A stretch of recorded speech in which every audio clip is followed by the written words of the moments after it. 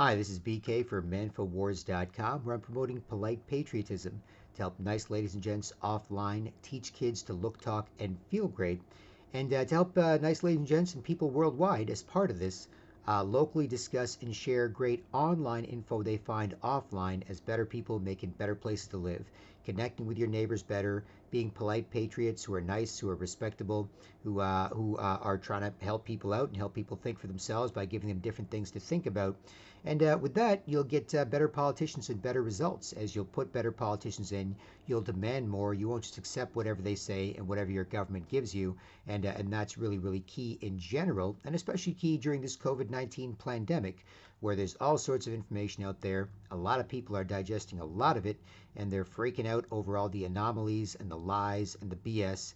And other people are just, making TikTok videos, learning to knit and sew, or play an instrument, or watching Netflix, and sometimes never the twain meet online, and that's an issue.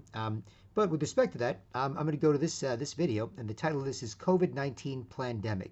Can sports fans finally cheer for real patriots, not just pretend patriots? Can sports fans finally cheer for real patriots, not just pretend patriots, right? And there's a difference. There's the New England Patriots football team and other patriots who defend the honor of their cities or states or whatever, or countries. And then there's real patriots who defend the honor of their people and their cities and states and countries. And this is the time for sports fans to really understand that. And one of the things that inspired this is an article. I've got a bunch of articles sort of saved from this COVID-19 pandemic as it's evolved. And this is one from March 13th, 2020. So it's currently April 7th. This is, 3 weeks ago. March 13th, 2020. Things are moving very fast, as we all know these days. So it's very interesting. But it says here, this is right after the NBA season got canceled, I believe, and the rest of the sports leagues, right? The NBA was the first as the wokest. It says here, without our altar of sports to pray to, how do we handle these times? By Michael Grange from Sportsnet News.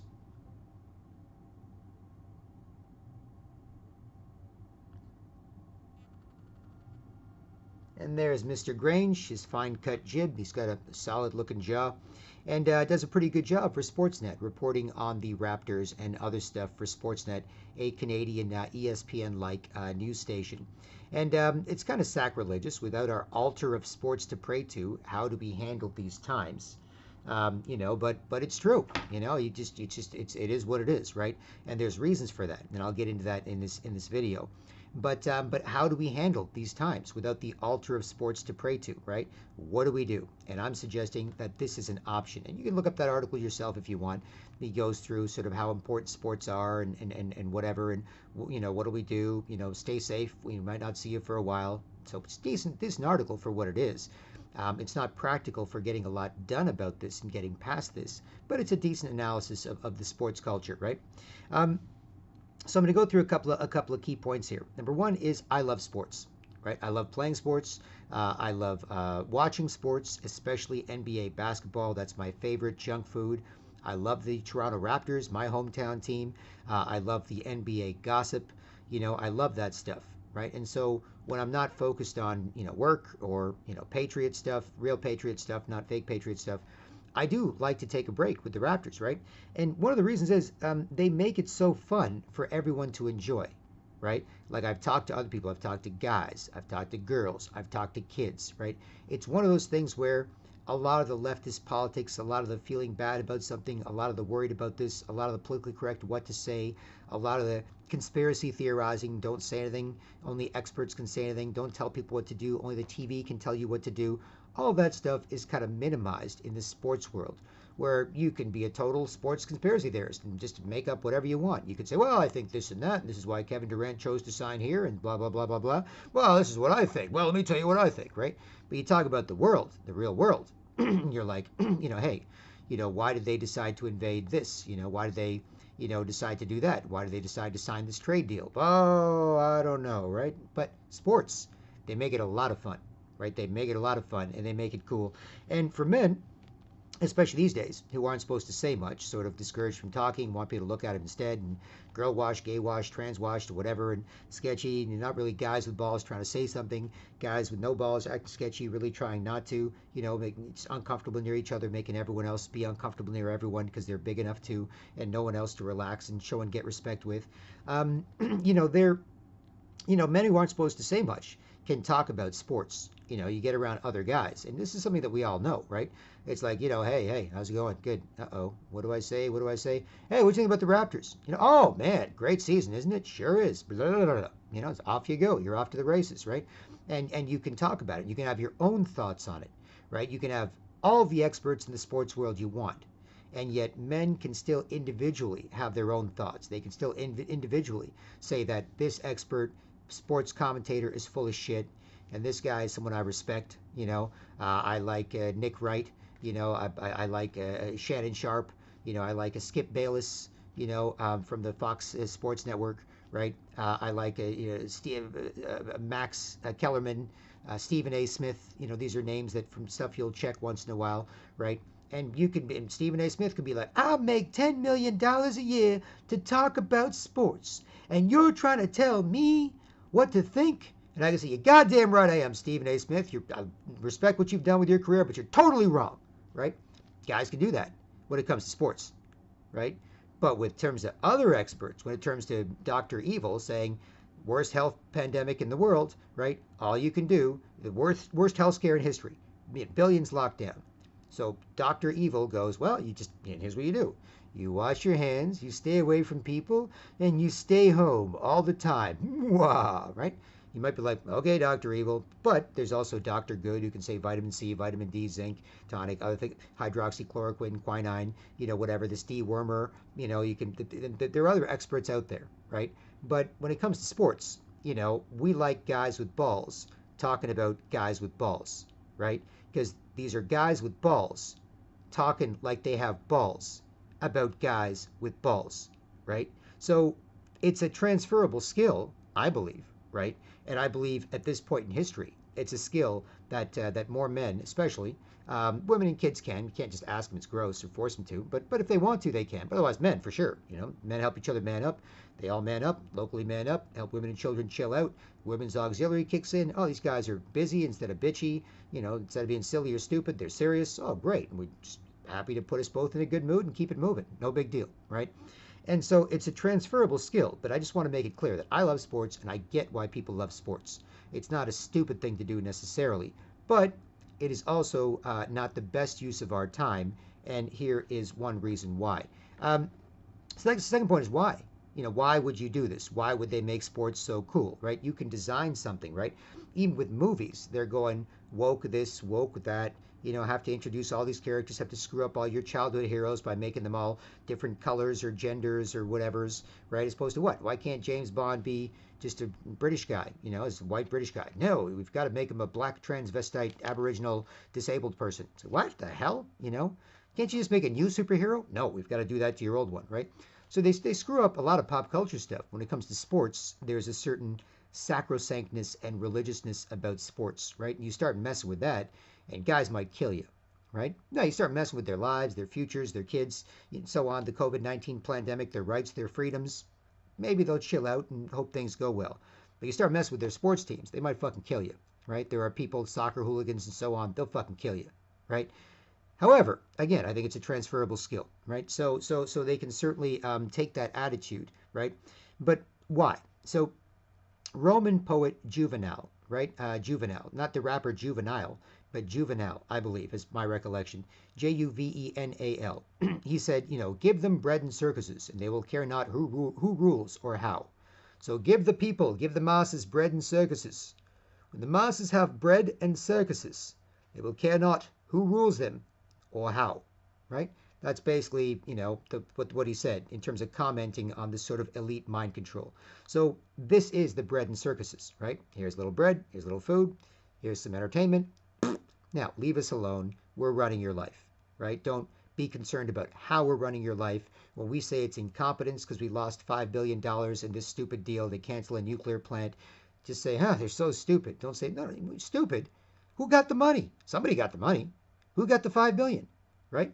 It's like, no, I think you're corrupt, not incompetent. It's like, no, no, just incompetent. Government's so stupid. Like they put those ideas out there, right? Um, and I get it. And the bread and circuses, right? These days, you can map out sports to exactly, how it has basically subverted and replaced nationalism, and yet you can also reverse the flow. You can be like, well, if you like all that nationalistic shit anyway, why don't you actually do some nationalistic shit or support some nationalistic shit against globalism and the UN and World Health Organization and all these bodies we have nothing to do with, that we don't vote for, that shouldn't be making policy for anybody in the world, telling the whole world what to do, right? So you can be nationalists against globalism, right? And so with sports, for example, what do they do at the beginning of a sports game? They play the national anthem, right? You don't hear the national anthem anywhere else. They took it out of schools, right? They took it out of everything, pretty much, right? You almost never hear the national anthem except for your national day, July 1st in Canada, 4th of July in America. Otherwise, you never hear the national anthem, right? Except, except at the beginning of every Raptors game, you hear the Canadian national anthem and the American national anthem. At the beginning of every American football game, American baseball game, American whatever, European games, right? Everyone stands up and goes, national anthem. That's right. Our national pride is here, right? Why? We have big, strong, badass, hardworking men defending the honor of our city, our state, or province, or our country. And so we will stand here as men and respect them, and women and children will respect them as well. We will stand here with our hands over our hearts, taking off our caps, and we will stand proudly as these men defend the honor of where we live. By playing a game, by playing a game, by chasing a ball or putting a ball in a hole or bumping into each other to try and do that, right? And they're big, strong, badass, good looking, hardworking, successful dudes who are worth cheering for, right? The New England Patriots won 6 Super Bowls with Tom Brady, right? It's fantastic. Boston, New England, the state of New England, Boston, Massachusetts, whatever. They're great, right? You know, and everyone cheers for them, right? And so that's what I'm saying. At this point, can people out there, sports fans finally cheer for real patriots and not just pretend patriots, because these are pretend patriots, right? And yet I get why you cheer for them. I think they do work hard. I think they are good guys. I think they are, not everybody, but by and large, I think they are working hard, right? I think they are deserving of some respect. But so are a lot of patriots, and I think they're deserving of more respect than the pretend patriots. So hey, is it a transferable skill? Well, this is as good a time as any, probably better than ever in history, to sort of figure that out, right? And now I'll get into more of that here with point number 3 on the Raptors, right? The Toronto Raptors won the 2019 NBA championship, right? Amazing. Kawhi Leonard, came over for a year. He was the archetype, quiet, stoic, just built, one of the top, arguably the best player in the world last year when they won the championship, but easily top 3, top 5 at worst, right? So we had a guy, we had a hero. We had a guy. Now we had other players, Kyle Lowry and so on. Lots of guys, right? Of course, Pascal Siakam. I don't want to name the whole team, but you get the idea, right? But yeah, you could map how you felt on this big heroic guy. Looks like a friggin' god. He looks like a Greek statue just playing basketball. Black guy, right? With the cornrows. But the whole country of Canada went crazy over the Raptors last year. They went absolutely nuts. Like I'm talking nuts, right? Like everybody, coast to coast, right? Not just in Toronto, not just in the city of Toronto, 3 million downtown, 5 million in the greater Toronto area, not just in Ontario, 17 million people, all across Canada, 37 million people went crazy, or at least, 80% went crazy, over the Raptors. It was the thing to do. It was what unified us. It was what our national pride was based on. It was this little Canadian team, with mostly American players, but whatever. little Canadian team, playing for Canada, playing for Toronto, playing for all of Canada, and the whole country went crazy. Like just absolutely people watching the games every night, ratings going crazy. The Jurassic Park, which is the name for the area outside of the Air Canada Centre, where Air Canada Centre, was it called Air Canada Centre? I forget, whatever. Outside the stadium, the arena where the Raptors play, Scotiabank Arena. Outside of it was Air Canada Centre when Vince Carter was there a few years ago. But outside of Scotiabank Arena, there is Jurassic Park, an area where 2,000 fans or whatever can congregate and watch the game on a big screen and all dress up in the gear and all share, how they're, feeling and share the collective experience, not even in the arena, but outside the arena, just getting together and looking up and cheering and whatever, right? And there wasn't just the Jurassic Park in outside of Scotiabank Arena. There was 30 or 40 Jurassic Parks across Canada. There were people setting up big TVs in Vancouver, in Winnipeg, in Halifax, New Brunswick, in Quebec, in Manitoba, in Calgary, Alberta, right? All across the country. There were, hundreds of people getting together in their cities and towns to watch the Raptors on a big screen that they put up there to gather together as a community to celebrate this national pride in this basketball team, right? That was crazy. And it was all, of course, culturally sanctioned by the mainstream media and by, of course, everybody else and yada yada. And all the guys were like, yeah, we're big stuff guys. It's right, cheering for the Raptors. And all the girls were like, oh, yes, of course. My big, strong man's cheering for the Raptors. Yeah, let's go. Let's go. It's going to be so much fun. Big, strong, badass dudes with balls cheering for guys playing with balls. This is awesome, right? So everyone's, yeah, it's great. It's great. That's right. That's right. That's right. Right? They went nuts, right? And people celebrating in the streets. I did reports from outside Jurassic Park, talking about this and talking about this concept of Raptors nationalists saving Canada, because it's like, look how you people feel. This is not just about that game, right? During the regular season, like they, just 2 million people, 3 million, 5 million max cared about the Raptors, right? During the playoffs and during the championship run, it was like 30 million out of 37 million, right? Because it wasn't just about the team. It wasn't just about enjoying basketball. It was about a feeling of national pride and about local contribution to that national pride.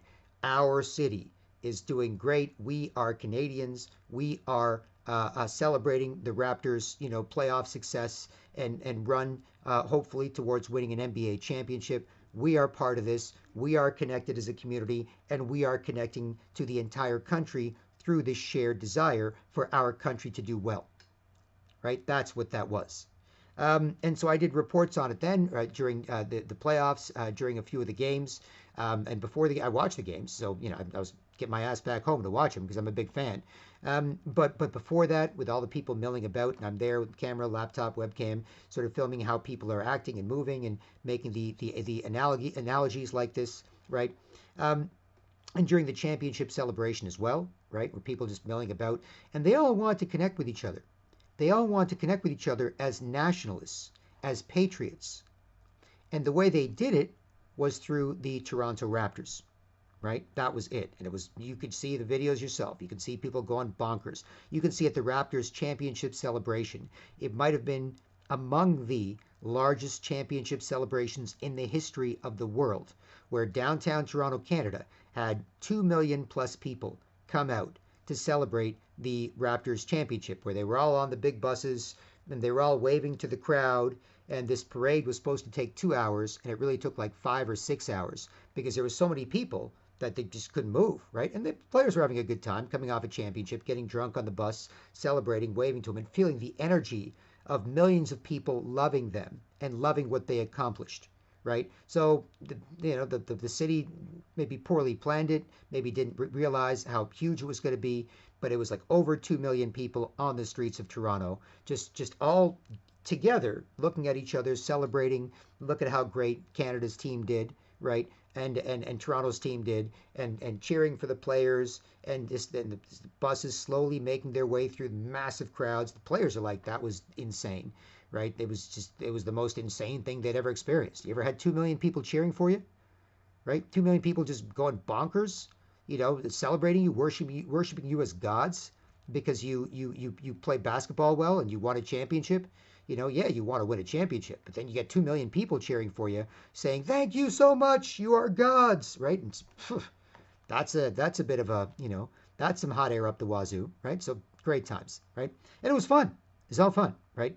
But I'm going to explain to you, why that happened, why that was a boomerang reaction, right? From nationalism being suppressed in these Canadians and in sports fans and in Canadians in general, right?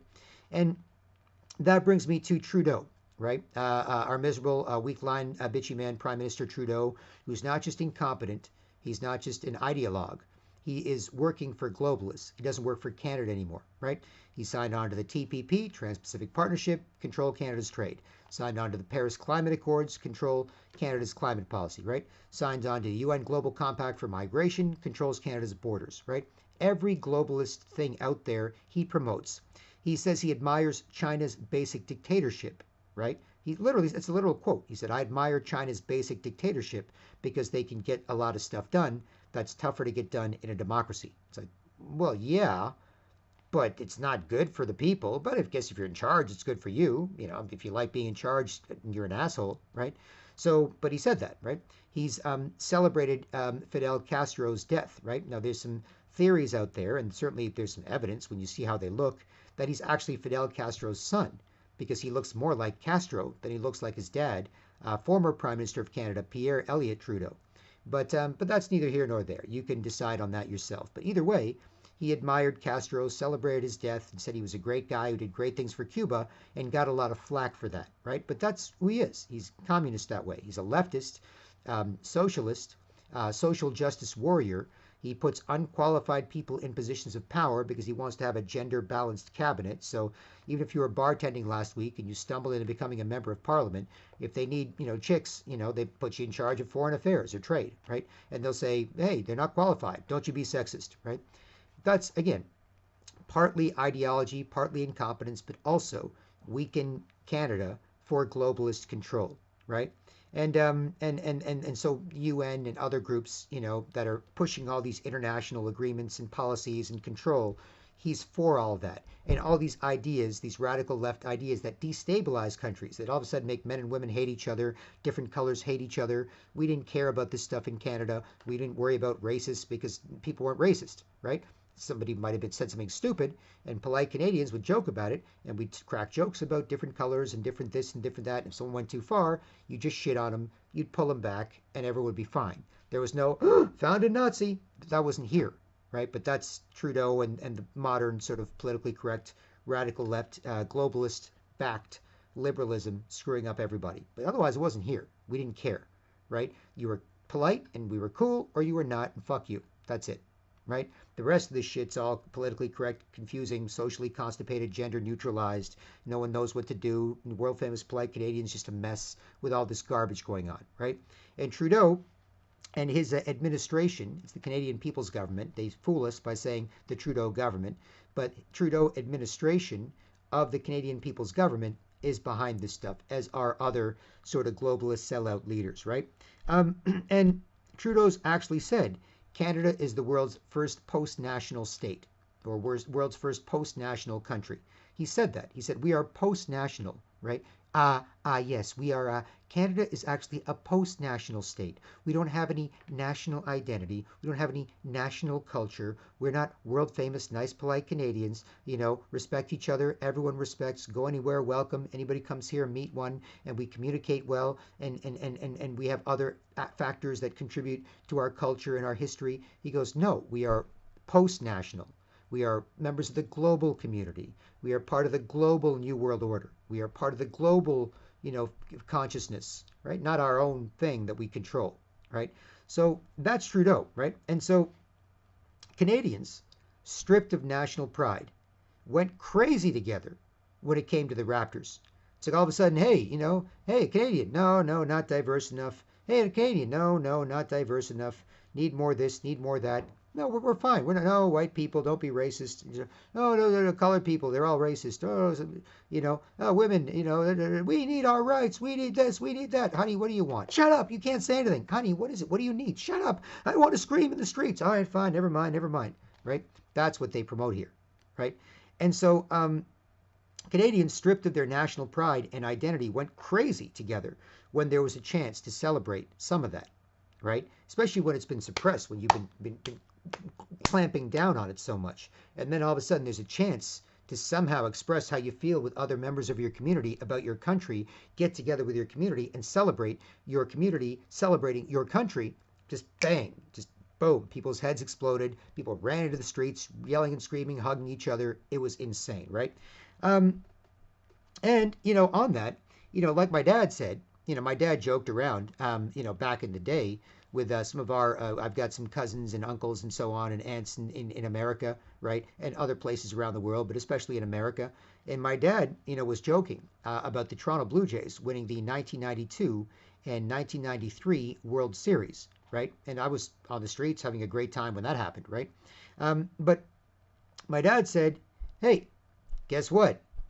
Our Americans were better than your Americans, right? And my uncle in Cleveland would just laugh, like, yeah, that's hilarious, right? Because that's what he said. My dad was like, yeah, our Americans were better than your Americans. Ha ha. Because that's basically what it is. The Americans that we hired to play for the Toronto Blue Jays, and Dominicans, Puerto Ricans, whatever, right? They happen to be better than the Americans that we played in the World Series final. Whether it was, I think it might have been the Oakland A's or it might have been the Atlanta Braves, something like that, right? Back then. And this time, when it comes to the Raptors against the Golden State Warriors, right? Injured as they may have been in the finals, our Americans were better than your Americans. That's what we were celebrating, right? But again, the feelings related to that are something that we can capitalize on in Canada, in America, and around the world, right? As sports fans, robbed of sports, can certainly look for other ways to kind of get their rocks off when it comes to defending the honor of their community, their city, their state or province, and their country, and respecting men who do that well, like guys with balls, talking about guys with balls, or guys with balls playing with their balls, right? And so now we'll get to COVID-19, right? COVID-19, the COVID-19 Plandemic response marketing, because that's basically what this is. This is COVID-19 Plandemic response marketing, right? We're not just talking to like minds. We're not just internet goldfish eating and pooping and forgetting bits of crap with other people who basically know and feel the same crap, right? We are trying to reach other people as well, aren't we? Aren't we? Aren't we? Right?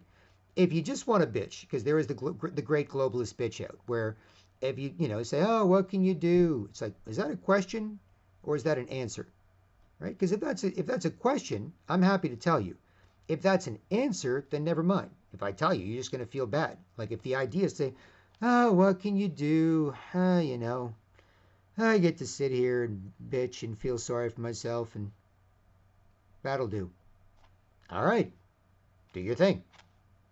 But if what can you do is a question, then as long as you're alive and kicking and breathing the air, call out my name, punk, and I'll be there, to quote an old Everlast from House of Pain lyric, right? Happy to tell you what to do or give people options anyway, right?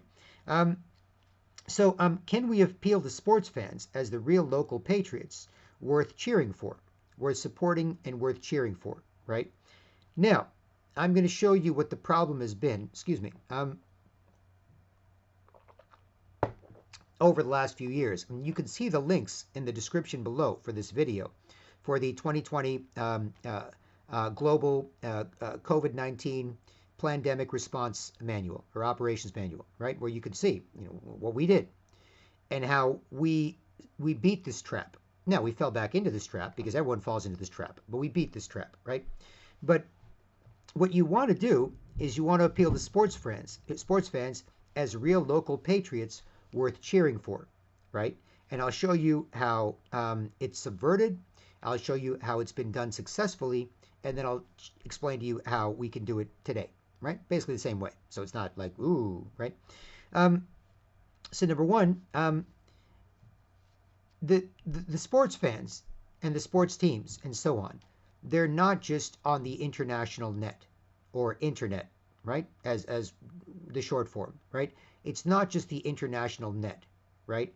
It is people representing where you live and defending the honor of where you live in competition, right? Against other places to live and against other factors, whatever, right?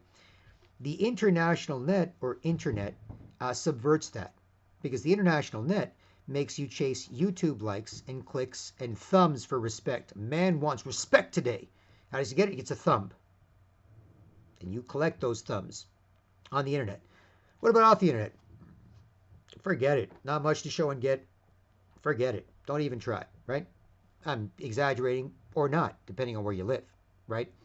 But the international net subverts that local community organizing and activizing and connecting with each other and doing better for where you live locally and then more broadly on a state or provincial level and then nationally, right? The internet subverts that because the internet, like this, is going to go to here and somebody might type something below and I might type something back and we may never talk to each other again and we never may make a connection, that allows us to do anything more, right? So that's the problem with the internet. The solution is it's a lot of great research, it's a lot of great stuff, it's experts who question experts, right? So you can learn a lot on the internet.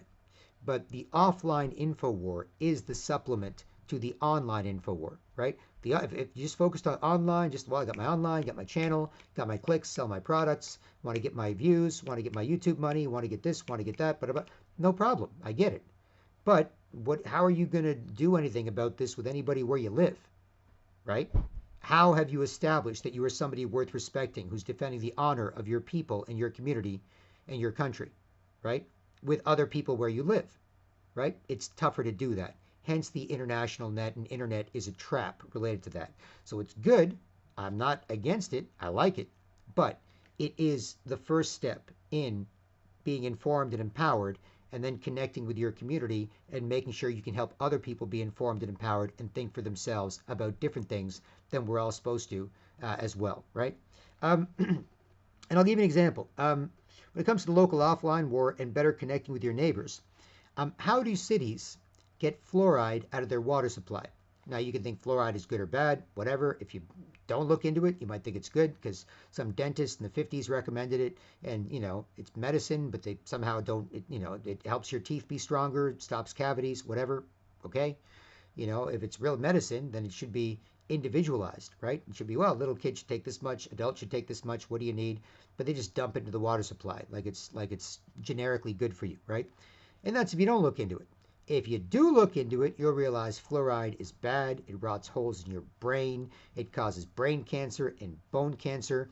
It's an active ingredient in antipsychotic drugs, right? So it kind of, if you're going crazy, it kind of makes you more passive. The communist Russia and Nazi Germany put fluoride in the water supply of their prison camps to make their prisoners more docile and passive. And it's also the active ingredient in roach and rat poison. Right? That's what it is. In concentrated doses, it's actually in roach and rat poisons, contains fluoride, right? Whatever. It might be good for the top of your teeth, right? But not ingesting it. And if you look at your tube of toothpaste, it says, if you ingest too much, call a poison control center. It's like, what?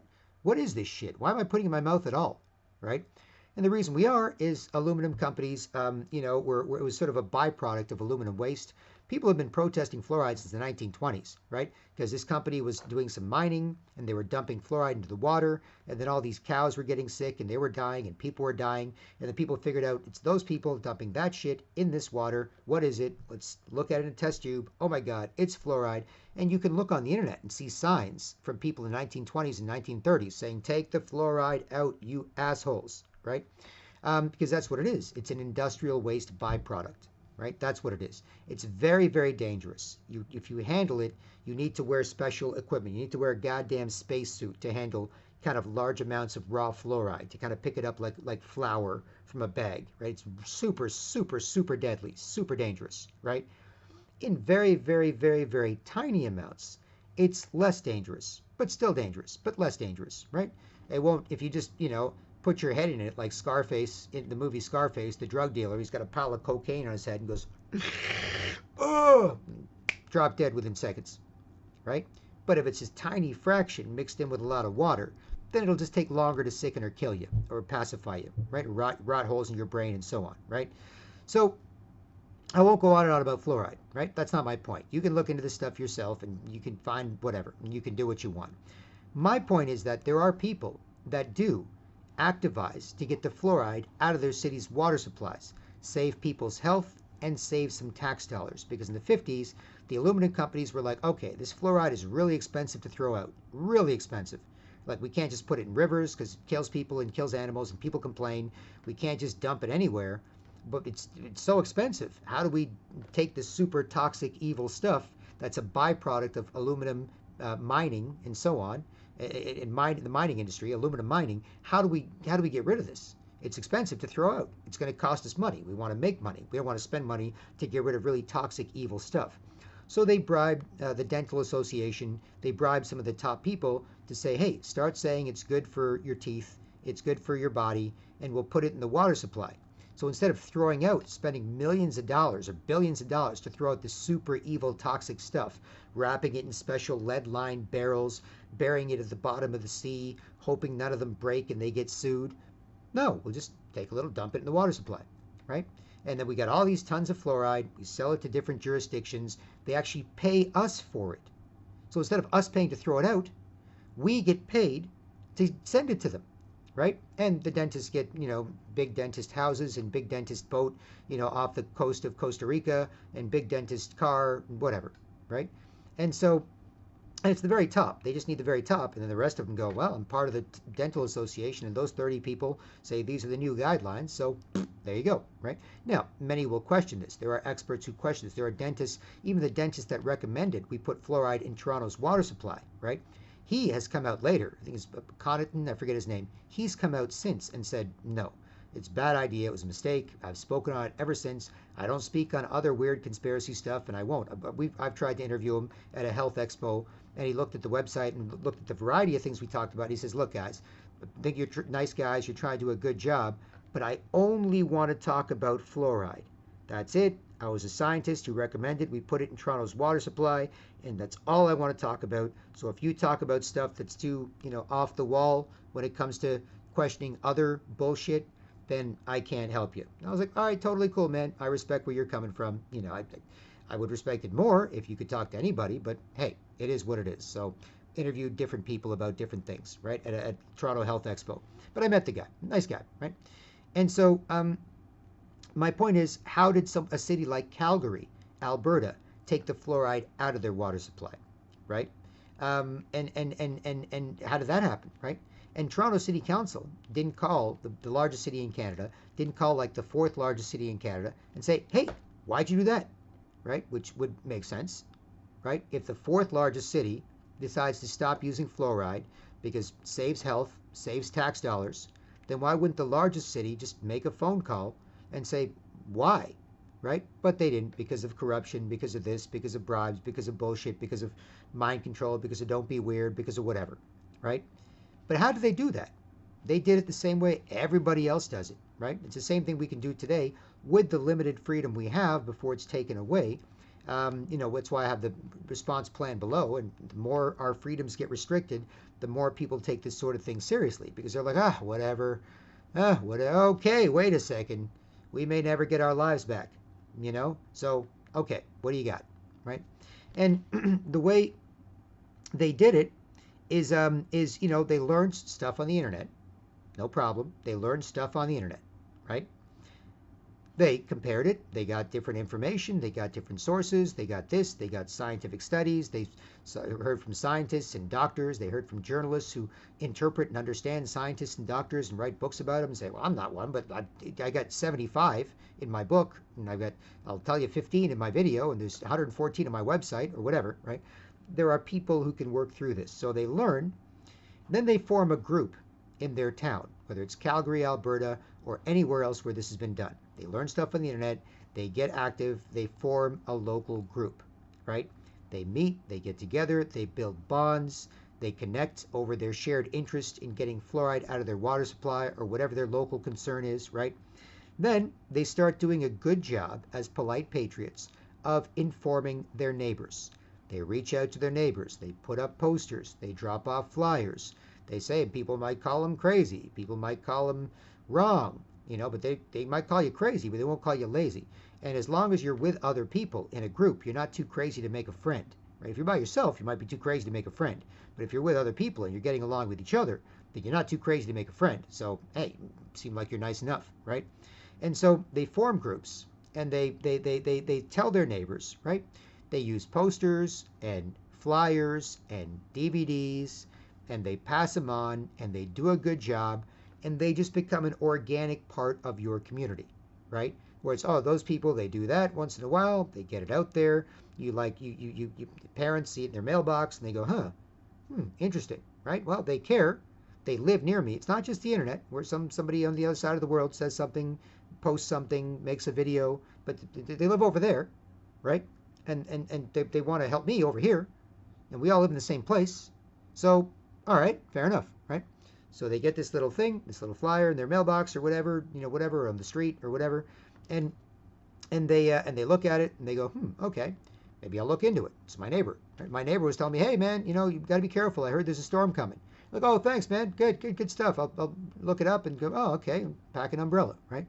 It's your neighbor, right? Not somebody on the internet, international net, which is cool, but offline InfoWar is the next evolution of that. Always has been, right?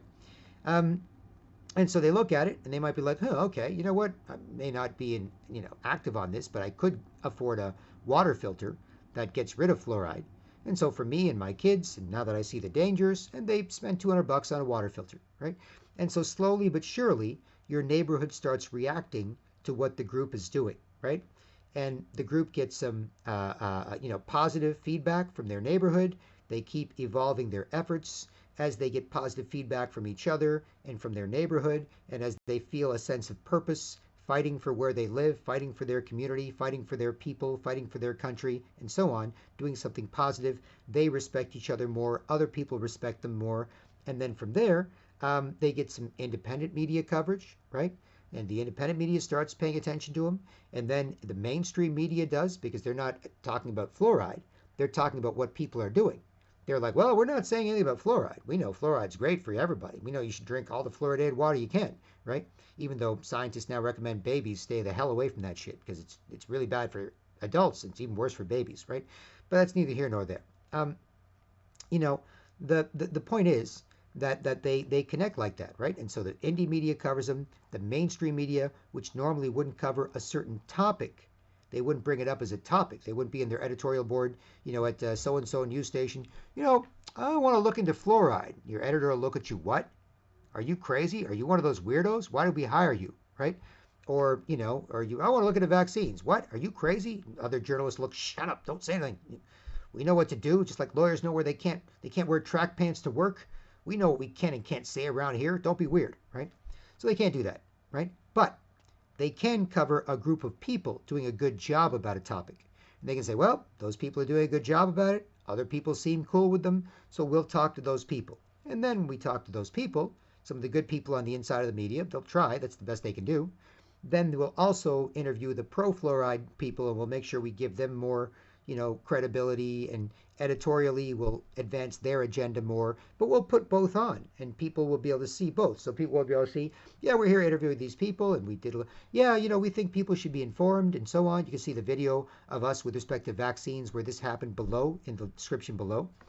And so yeah, we just want people to be informed and make their own decisions, and we think that's a good thing, right? And you'll have a little bit of you on there, and then you'll also have the other side. Oh, very, very important. Everyone gets vaccinated. There's 5,000 diseases. You need 5,000 vaccines. If you don't get sick, it was the vaccine. If you die, happens, right? It's like, what, right? So a lot of questions around that too. But the point is that they will cover people locally doing a good job, even about topics they would normally cover. That's the most important thing, right? And then finally, with all that racket, politicians get involved. Then your local city council, your local whoever, your MP or MPP, whatever, or your congressman or your senator or whatever, right? They'll be like, okay, so there's a number of you that are working on this and everyone's fine with it, and the independent media and the mainstream media are covering it. Now I have the courage to take this issue on as leader in your community, as a politician, the municipal, state, provincial, or federal level. Now I have the courage to take this on behalf of my constituents, right? And then they look into it and they have a vote, and the city council votes, and there's 21 members of the city council vote, and 14-7 they vote to get rid of it, and you save your health and you save tax dollars. That's how they do it, right? So, you know, this is the model, and this is the model that that can also work today with respect to COVID-19, right? Online stuff's fine, but you can also get sucked into it. You can also get addicted to just sort of reposting, read this, read that, same things, same people. You're in the same community, and you're not even really connecting in the sense of building relationships with them. You're just connecting from a distance, sort of, interacting, in a way that's not connecting you to be able to defend where you live. And that's why it's important to consider other options like this video suggests. And there you have it. So when it comes to this COVID-19 plandemic, can sports fans finally cheer for real patriots, not just pretend patriots? I do believe it's certainly possible. I believe right now that people can go, you could even reach out to sports fans. You say, look, if you want to cheer for people defending the honor of your people and where you live, hello, over here, right? And you can have wealthier sports fans and wealthier, patriots and locals support and fund, some of the things. Like we needed some wealthier people as part of our group when we did this stuff to sort of pay for some of the printing costs, the DVD costs, the giant umbrella table, and so on, for stuff to give out. And you have people of less means there as muscle, as manpower, woman power, whatever, getting out there, right?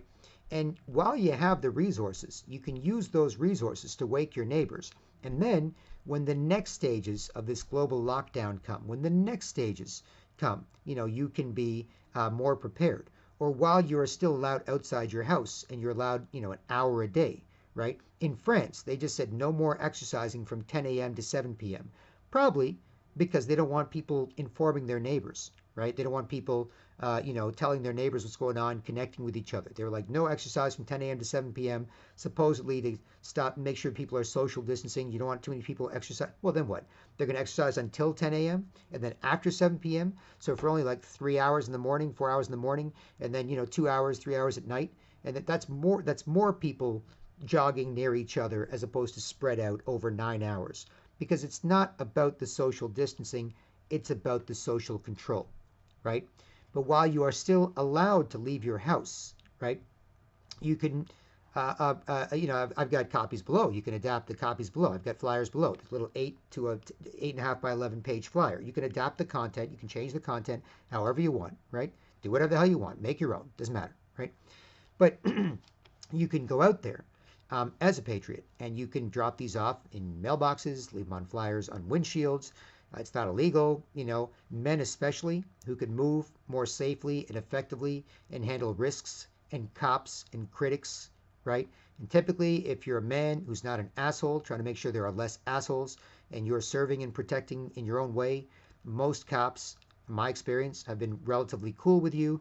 Some will not be, but hey, don't start no shit, won't be no shit, right? Busy guy, busy guy. You're over there stopping things from getting fucked up. I'm over here stopping things from getting fucked up. So let's just not bump into each other unless we have to, right?